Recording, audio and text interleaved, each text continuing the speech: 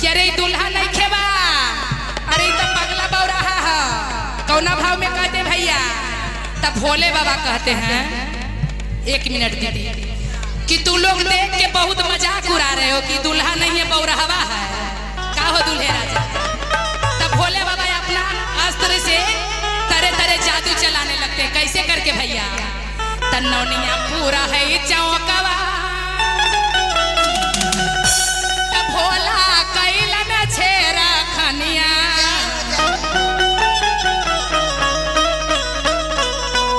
तेलन पिछुआ लाटा काई, बाप रे बाप, तेलन पिछुआ लाटा काई, बाप रे बाप, नौनिया पूरा है चौकवा, भोला कैलन छेरा खनिया, नौनिया पूरा है, भोला कैलन छेरा खनिया, तेलन पिछुआ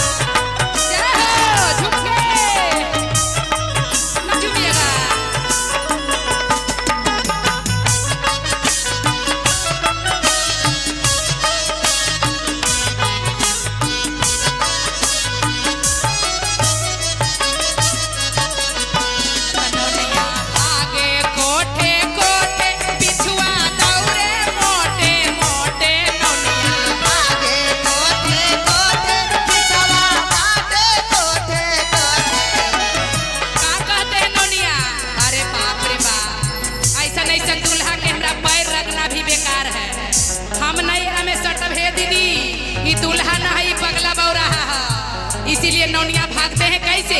कि नौनिया भागे कोठे कोठे, पिछुआ दौड़े मोटे मोटे, भागे कोठे कोठे, पिछुआ मोटे मोटे मोटे, बता दिया ना सहाला, बाप रे बाप, बता दिया ना सहाला,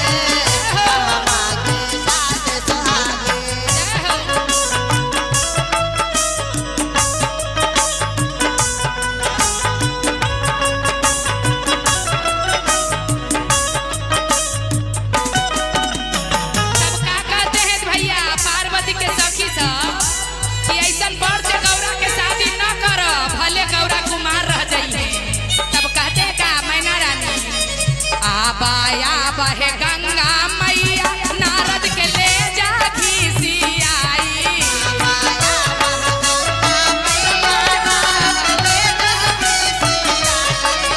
बाया बहे गंगा माई, नारद के ले जा घिसियाई,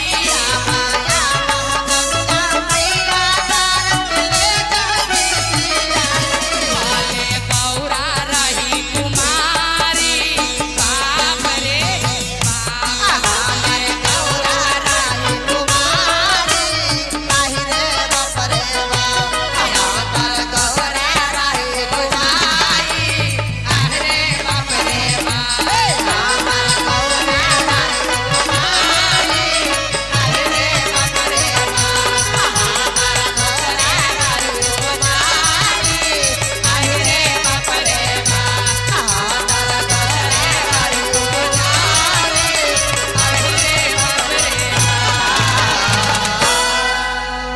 बोलिए शंकर भगवान की।